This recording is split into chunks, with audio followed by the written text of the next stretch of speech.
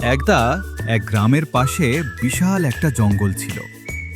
সেই জঙ্গলের ধারে থাকত এক গরিব রাখাল ছেলে। নাম তার করিম। করিমের নিজের বলতে কিছুই ছিল না, মাত্র 5টা গরু আর একটা বাঁশি। কিন্তু তার মনটা ছিল আকাশের মতো বড়। প্রতিদিন সকালে করিম গরু নিয়ে মাঠে যেত, বাঁশি বাজাতো আর গরু চড়াতো।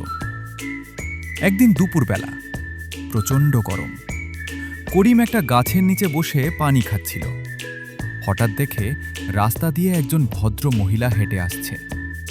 মহিলার পরনে দামি শাড়ি, পায়ে জুতা নাই, মুখটা ঘামে ভেজা।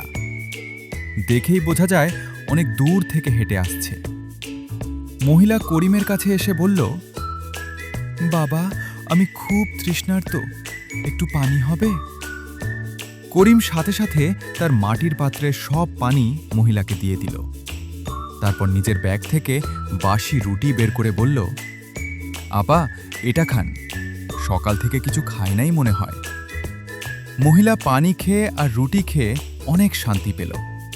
তারপর বলল, বাবা, তুমি নিজে না খেয়ে আমাকে খাওয়ালে? তুমি কে? করিম হেসে বলল, আমি একজন রাখাল আপা। আমার আর কি আছে, মানুষের উপকার করতে পারলেই শান্তি। মহিলা কিছু না বলে শুধু করিমের দিকে তাকিয়ে মুচকি হাসল। ঠিক তখনই পাশের ঝোপ থেকে ইস শব্দ। করিম আর মহিলা ভয় পেয়ে তাকিয়ে দেখে একটা বিশাল বিষাক্ত সাপ একটা সুন্দর ময়ূরকে পেঁচিয়ে ধরেছে। ময়ূরটা প্রাণপণে ছুটার চেষ্টা করছে।